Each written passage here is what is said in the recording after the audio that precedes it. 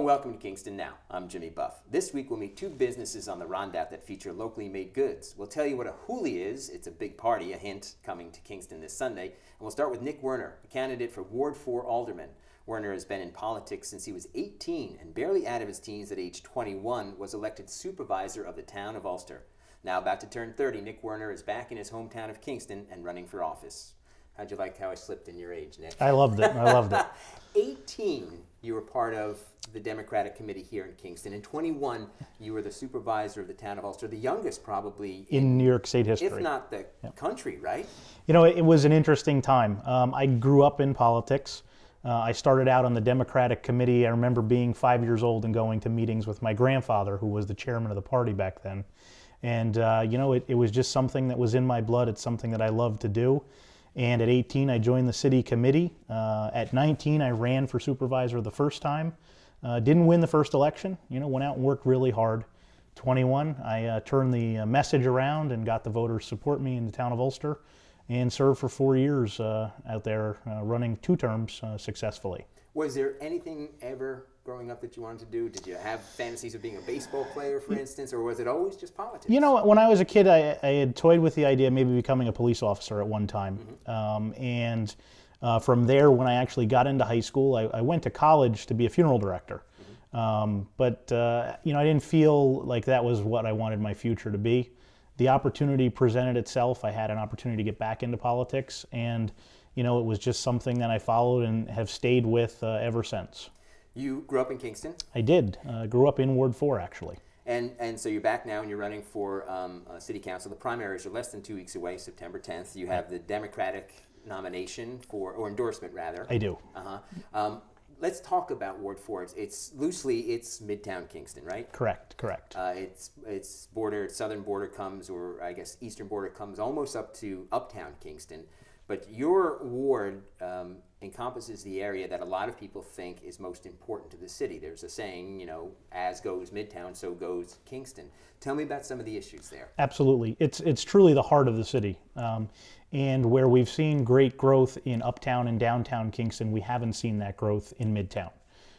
There are many issues that plague Midtown now, from the lack of good quality affordable housing for its residents to individuals not having appropriate jobs, being either underemployed or unemployed.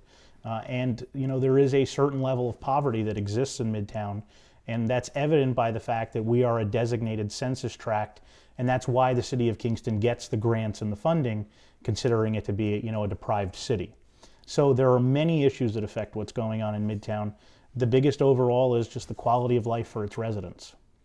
The Midtown area has seen some good things happening with the UPAC being refurbished and with the demolition of the King's Inn, and in that place has gone a farmer's market. Absolutely. And in that space, every Tuesday afternoon, you feel a transformation. What other things would you like to see in Midtown that would affect the area like that? Well, it's a new growth, and it's a new entrance into Midtown. Different people are coming to Midtown now and partaking in what is here. As you said, we have UPAC. We even have the studios that we're in now here in the 4th Ward. What I would like to see happen is we would be able to provide a program for our business owners to rehabilitate their existing businesses, to fill the vacant storefronts. There are some 28 storefronts vacant on Broadway here in Kingston. That's something that we need to focus our efforts on. In doing that as well, we need to figure out how we can mesh that with our community, how our residents and our homeowners are going to adapt to that and accept that, and how we can make that a synergy so it works for everyone. So how do you fill 28 empty storefronts? How do you attract people to an area that is maybe starting to percolate a little bit but isn't quite there yet? It starts with the work of the Common Council and the Mayor's office. And the first thing that we have to do as a partnership is go out and identify these buildings, identify the owners of these buildings, and see what their needs are. See what the issues they're running into in leasing this space. Find out why they're vacant. One of the things I hear very often from business owners is that my storefront is tired, it's out of date, the building doesn't look good. We can utilize city funds through the Community Development Program and through the New York State Main Street Program to redo these facades, to get these buildings back on the rolls to be income-producing properties for landlords and for the city. Vacant storefronts don't help the tax burden of the landlord, and they don't help the tax payments to the city because their values are diminished. Those are some of the things I think we can start to work on, and just overall beautifying Broadway. Maybe it's time we look at replacing trees. Maybe we look at some of the situations we have with curb cuts and crosswalks, because those things don't exist. Broadway is a difficult street to get across if you have to get across it. And that's something I think we'll have to focus efforts on come January. One of the proposals for helping Midtown revitalize is to move police headquarters to the old Bank of America building, which has been empty for a couple of years now. Before we get into a recent war of, not quite words, but a sparring match that you and the current mayor had about that place, are you in favor of that? You know, I'm in favor of doing what's right for Midtown. I'm not necessarily sold on the idea of moving the police station because there are some problems with the plan. Number one, we don't have the cost analysis that lays out what it's really going to cost us to move this police station. Number two, we don't have a funding stream lined up as to where we're going to get this money from. And more importantly, we haven't done any study to prove that by moving the police station here, it's going to help to revitalize Midtown. Those are some of the things I'd like to see addressed before we start spending money to consider moving to a location. We've taken this building off the tax rolls. We're not receiving any benefit for it right now. And as you said, the mayor and I have had some disagreements as of late over its maintenance and upkeep. And I'd like to say that I'm very thankful that the Department of Parks and Recreation went out and did clean the property up, and now it does not look like an eyesore on Broadway. But see, these are the types of things that the Common Council and the aldermen of the ward in particular, the 4th Ward, have to call to the mayor's attention and keep the mayor, focusing his efforts in the right direction on. And that's what I'll try to do.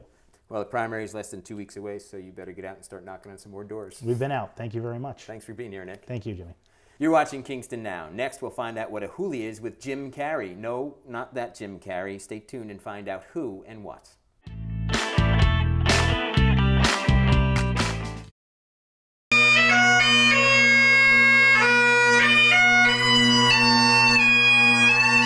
Welcome back to Kingston Now. This week we're talking about the Hoolie on the Hudson with Jim Carey, one of the organizers. Hi, Jim. How are you? Hey, how you making out? I'm all right. So the Ancient Order of the Hibernians are the people who put on the Hoolie. Right. Clearly, you're a member. Right. I'm the president. You're the president. President. We have a 300-member organization. So it's a lot of guys that we're trying to keep in one place at one time. So this is your daily uniform, or is this? Yeah, this is my parade uniform. This is we're bagpipe. We have a bagpipe band in the organization. We're about 20-something guys in the pipe band. So I mean, we got a big organization. So the Hoolie on the Hudson. First off, a Hoolie is? That's a party after the harvest.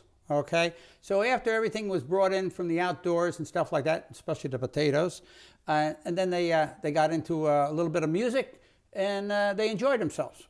And so that's why it's happening in September. That's why it's happening in September. Ah, good. So, this is the 5th or 6th? What year? This is our 12th year. 12th year. It goes by fast. It does, and something like 25,000 people come. Oh yes, this is a big event for the city of Kingston. Happens on the Roundout. It happens right downtown on the Roundout. It's a free event. It's a family event. That we try to stress. This isn't a drinking event. This is a family event. You come on down with your family. It's the end of the summer. Most parents are broke by this time. The school clothes are things. The vacations are over with. You come on down there, enjoy some nice, beautiful Irish music of all shapes and sizes, and you come on down, and the food is fantastic. Well, let's talk about some of the events. I know that you have 2 stages of music, yes. Right? Tell me about some of the bands. Some of the band, we got Andy Cooney. He's a big favorite of the older gang, right?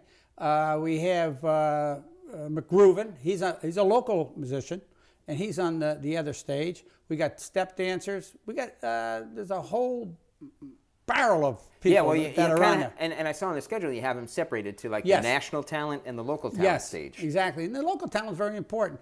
McKenna, they're on last on the stage 2 there, on the Feeney stage.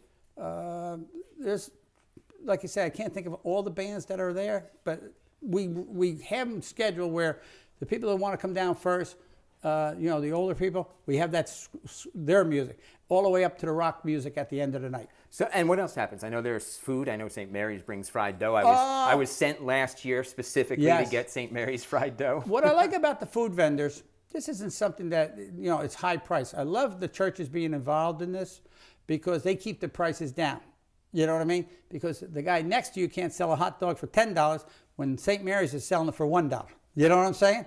So, I mean, it's a great, great opportunity, and I stress family on this all the way. The organization of the Hooli, how, it must be labor intensive. You got 25, I mean, there's only 25,000 people in the city of Kingston. Well, so obviously people are coming from outside of Kingston, and you've got to get them downtown. Right. Well, we're very, very fortunate. First of all, we're very fortunate that we've done this thing 12 times, where we're doing it for 12 times. The first one, it looked like a Woodstock. We had no clue that this thing was going to take off like this, right? But now we're into the groove, and we know how it works. Our sponsors are very, very important. They're putting this on. Like I say, it's a free event, but it's free for the people to come down. But truthfully, people gave their heart and soul into this thing, and money and everything else. It costs about $53,000 to put this thing on. So it's not cheap. But we have the city of Kingston behind us on this. This is what's very, very important. They have the buses. The buses run from 3 locations down the Herzog's parking lot. I can't, those people down in Herzog's, the people, Brad and those guys, I got to say thank you very much, because they never ask for a dime. They give. And the next point would be behind Dysing's on Broadway on Cornell Street, and then down at the Kingston Point. So the best thing to do is take a bus, and you'll be surprised how really easy it is. The Hooli bringing all those people into Kingston has to be a great thing for the city. And the support that the city shows for it obviously has to do with exposing the city and this great event. But it also ties into the history of the Irish in Kingston. And now there's a new Irish Cultural Center being proposed, right? Right. We're building an Irish Cultural Center in downtown Kingston, right off Company Hill Path.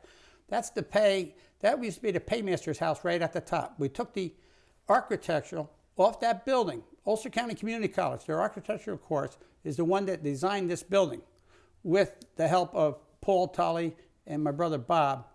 But mainly what we're trying to do is make a building that looks like old downtown. And if you go on the web, you'll see it there. It's beautiful. The Irish started coming to Kingston in the 1800s, is that correct? Yeah, 1800s, mainly in the 1850s, in the famine. That's actually when my relatives came over. They didn't get very far. They got downtown, they got on that D&H canal, and they laid anchor. That's pretty much it. Good fishing, pretty good views, fish, right? Pretty views, plenty of work. It was, labor-intensive type work at that time. And it was the D&H canal that really rocket shipped Kingston. And all that canaling had to be built by hand. By hand. And that was primarily the Irish. There was plenty of mix on the job. Mix and picks, as they used to say. Exactly. So the Hooli is this Sunday. Yes. Will you sleep between now and then, or is it all organizational? Well, it's our organization. We're very, very fortunate. We got a heck of a, one thing about the Irish, we stick together like glue. And these guys work their butts off. I don't do all the work, of course. It's not a one-man show. This is not a one-man squad, I can tell you that. We need hundreds of guys to make this thing work right. You'll see them down there. If you come to the Hooli, you'll see them in their shirts. It's tremendous amount. We'll have about 200 guys down there volunteering to keep this thing smooth as a cat. Terrific. And people can find out information about the events and the schedule and the bus schedules on your website, which is ulsteraoh.com. .com, yeah. Thanks for being here, Jim. Thanks for having me. This is Kingston Now. Next, we're going to meet 2 businesses that take local all the way, selling goods made right here in the Hudson Valley and New York State.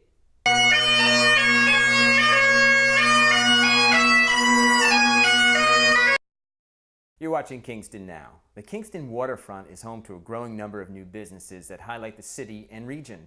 2 in particular, Karma Bee and the Green Space, have put their focus entirely on locally made items. Let's meet them. Karma Bee is a small business I started a few years ago in response to people's comments on my doodles, which was quite a surprise to me. I'd always doodled all through school as a kid and in meetings as an adult. And I left my career in Washington, D.C. in international development for a short break to come up here to work at the Omega Institute for a season. And I had lots of time in various workshops and lectures to doodle. And lots of people said, oh, do you sell those? Did you go to art school? And it was just a huge surprise to me. But after hearing that enough times, I entered a small crafts fair and sold them as postcards, and sold like 80 or something, which just really blew my mind, and I really enjoyed it. So I started building a small business around it, printed them on note cards. My sister gave me the idea to print on baby clothes, so I learned how to silkscreen and really enjoyed the idea of having my own small business. So I grew slowly. I opened an Etsy shop that year to be able to sell online. I did lots of local crafts fairs in the city, back in DC, and here in the Hudson Valley. And I ended up working at Omega for 5 years. Never did quite make it back to my career in Washington, DC. And in 2011, I was looking for a place where I could live and have a studio, because I'd been working out of very tiny places with everything boxed away, and I wanted to kind of spread out and have a studio. And I loved Kingston, then specifically the Rondout, because I love being near the water. And I saw this physical location with wonderful big windows and high ceilings, and I very impulsively opened a storefront, because I had enough space to have my studio in the back. And I invited in local artists from the Hudson Valley, where there's so much talent, to also sell in my store so that there would be more variety of things and I just make myself. And that is Karma Bee. Some of the other local artists that I sell for, some local Kingston people. Julie from Edelweiss makes soaps and lotions. I know she's been on your show before. Andy Milford's a local photographer. He's one of my best sellers, does wonderful photography from around the area and stencil art. I have a few people who do jewelry, which is very popular, using all sorts of different items and putting in their creative, unique look. I have a little girl who's 12 who makes little polymer clay creations, and she was very excited. I invited her to sell her things here, and they're very popular as well. And I actually work with about 30 local artists. So much talent in the area, so it's nice. I bring things in that I want to spend my day with, that I like myself. The typical Karma Bee customer is, gosh, all ages. Kids love my stuff, which is wonderful. Young couples who are having children or whose friends are having children, grandparents, a lot of people from the Hudson Valley, from the city, who enjoy something a little bit different, unique, not big box store type things, who care about supporting local independent artists. I get great feedback from people who just look at my things and appreciate the uniqueness and say that it makes them happy and brings them joy, and they love to come back over and over again and see what's new and buy from small independent businesses, which is really important to me. And my best customers are the ones that know to come to me when they need a baby gift and buy larger shirts as the kids grow up, and are very excited to see new things. And yeah, all ages and genders, really. Hi, I'm Karen Berelowitz. This is Karma Bee. I'm open Tuesday through Sunday from noon until 6 p.m. And you can also find me online at karmabee.com. Thank you. The Green Space is a very small brick and mortar shop where I sell just New York products, New York food and drink.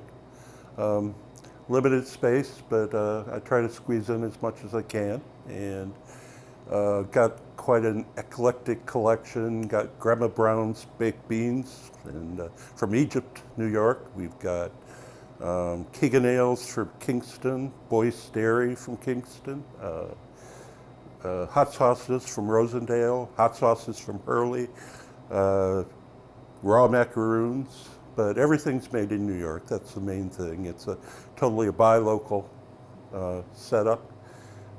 It's interesting trying to find everything from New York. I get lots of salsas, but can't find any corn chips to use with them. But a lot of good products in New York. I find most of the producers by going through Pride of New York. The members of Pride of New York, there are farms and companies that are very interested in other New York products. Sometimes it's very difficult to find. Grandma Brown's baked beans, for instance, are very, very famous products of New York, but they have no email, no online. You actually have to write them a letter, put a stamp on it, and hope to hear from somebody. A very, very interesting company to work with. The motivation for the Green Space comes from a lot of different directions. I had a space, I had a name, the Green Space. I wasn't sure what I was going to do with it. I work for IBM. I'm transitioning into retirement, so I needed something to keep me going in retirement. So thought of a lot of different things. I thought of selling books. Then I decided it'd be better to try to make some money. So I thought of food. As you can see, I'm a fan of food. And with the whole local movement, buy local, I was very interested in seeing what I could do in terms of New York products. I'm here in the Rondout because I've always enjoyed the area. I actually had this space for about a year before I even did anything with it. I like being near the water. I like what's happening in the area. We're a little far up from the water. We're trying to get people to know we're here. We could get thousands of people down at the water, but nobody's walking uphill, so we've got to get them to walk uphill to get here. And I like the people, I like the area. The night market is something we have the third Friday of every month, and everybody in the Rondout on the water does something different, special. My specialty is hot sauces. I clean off the center aisle and put out about 10 different hot sauces and have people come and try them with different kinds of cheese and hot dogs and things like that. And it's a lot of fun. Hi, I'm Craig Henkle. I'm owner of the Green Space. We're open from 12 to 6 every day of the week. You can find us online at shopthegreenspace.com. That's it for this week's show. Thanks to Nick Woerner, candidate for Ward 4 Alderman. Find out more about his campaign at nickwoerner.com. And remember, the primaries are September 10th. Thanks to Jim Carey. Hooley on the Hudson is this Sunday in Kingston. You can get the details at ulsteraoh.com. And thanks to Karma B and the Green Space. Remember, all of our previous shows are available on our YouTube channel, and you can find that link on our Facebook page. For Kingston Now, I'm Jimmy Buff. We'll see you next time.